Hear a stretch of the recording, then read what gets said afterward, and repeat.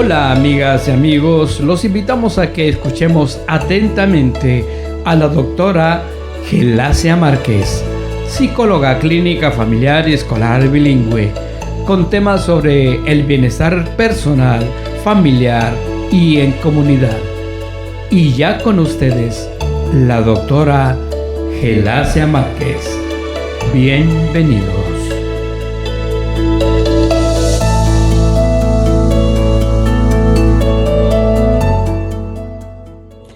Hola, soy Gelacia Márquez y a nombre del proyecto Tejiendo Comunidades les doy la bienvenida una vez más a este espacio de diálogo entre nosotros, diálogo entre las familias migrantes que estamos viviendo una transición cultural.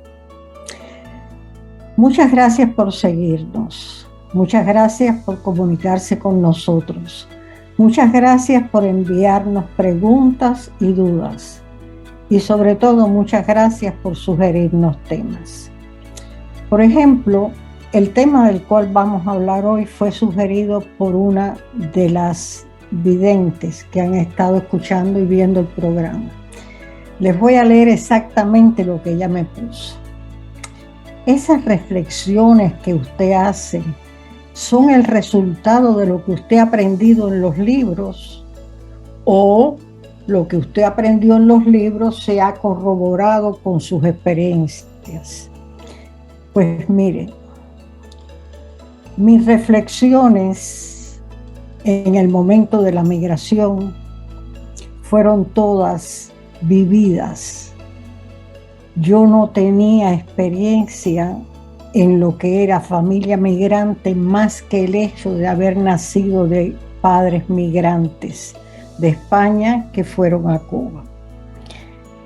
Pero sin embargo, a lo largo del tiempo que llegué aquí a los Estados Unidos y estuve estudiando y estuve haciendo investigaciones e incluso hice mi disertación para el doctorado, todo ese tiempo lo he dedicado, esos 40 años ya, los he dedicado a estudiar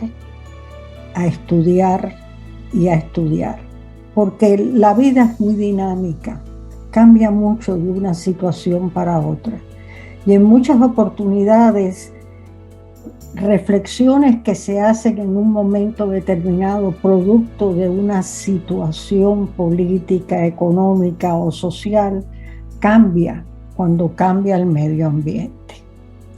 Pero voy a responderle más todavía contándole un poquitico cómo fue mi experiencia. Tal como les he dicho en varias oportunidades, yo nací en Cuba. La primera parte de nuestra migración fue a España, producto de que yo estaba conformada culturalmente por la experiencia de las añoranzas de mis padres. Mi padre, migrante asturiano, mi madre, nacida en Cuba, pero de padres andaluces. Yo conocía el idioma, yo tenía costumbres más o menos similares y sobre todo yo tenía la ciudadanía española. De ahí que nosotros pensamos, cuando decidimos migrar, mi esposo, que había sido preso político por 10 años, mi hijo, que tenía en esos momentos solamente 6 años, y yo, en esos momentos pensamos que lo más importante era ir a lo seguro, y lo seguro era ir a España. A pesar de todo eso, una vez que yo llegué a España, una vez que nosotros presentamos nuestros papeles y oficializamos nuestra llegada allá a Madrid, una vez que nosotros hicimos contacto con nuestras amistades, con nuestros familiares, empezó ese momento tan difícil de cuando tú no sientes que tienes una continuidad histórica. Estoy aquí, pero ayer estaba allá. Y a lo mejor no sigo aquí. ¿Por qué? Porque son muchos los elementos que hay que tener en cuenta cuando se hace una migración. Y cuando se hace una migración movido prácticamente por el escape, porque hay necesidad de irse, no es algo planificado para ir a estudiar o porque ya nos vamos de retirada, sino es porque no queda más remedio que hacerla. Se presentan muchas dificultades que nos hacen pensar que ir de La Habana a Madrid no era igual que ir del Central España a La Habana. Había un cambio, había una necesidad. Pero bueno, nosotros como familia, primero yo como profesional y como madre y como esposa, empezamos a tratar de aprender cuáles eran las costumbres que habían, cuál era la situación cultural, cuál era la situación social, para dar los pasos necesarios para estar y empezar a ser dentro de ese país. Pero parece que la historia familiar de migración nuestra no acababa en España. Y 6 meses más tarde, producto de situaciones políticas que se presentaron, se movió, sin nosotros esperarlo, una reclamación que mi esposo tenía. Y en vista de que solamente yo era la que estaba trabajando, pues decidimos irnos para los Estados Unidos. Es decir, que empezamos a ir a otro lugar sin haber completado el proceso que habíamos empezado de aclimatación, de aculturación en España. Cuando nosotros llegamos aquí, el que más sintió el choque cultural fue nuestro hijo, que ya tenía 7 años en ese momento. Él usaba las palabras yo soy alien, es decir, yo soy un extranjero, yo no pertenezco aquí. Parece que se las habían dicho en la escuela o parece que él la había escuchado en conversaciones de los mayores. Él nos ayudó a darnos cuenta de que la tierra era un poquito más extraña que la que habíamos encontrado cuando llegamos a Madrid. ¿Por qué? Porque a las diferencias culturales que encontramos y a las diferencias de adaptación de las personas que vienen con una profesión y que no encuentran trabajo, aunque sepan el idioma inglés o tengan los rudimentos del inglés. A todo eso se mezclaba las condiciones que en esos momentos existían y la atmósfera que en esos momentos existía hacia las personas que eran migrantes. Y no creo que fuera migrantes cubanos, eran migrantes en general. Había esa sensación de que llegamos como para quitarle el trabajo a los que estaban aquí. Fue algo simpático hasta cierto punto, porque cuanto más tratábamos nosotros de insertarnos en la sociedad, cuanto más aprendíamos las costumbres, cuando más tratábamos de adaptarnos, cuando más asimilábamos las formas de actuar, las formas de conducirse, las formas de llevar adelante las cosas, más sentíamos que éramos diferentes. Y éramos diferentes porque teníamos una historia social, una historia cultural, una historia familiar, una historia humana, que se había desarrollado en un contexto completamente distinto, que era el contexto de la patria de nosotros, en el caso nuestro, era Cuba.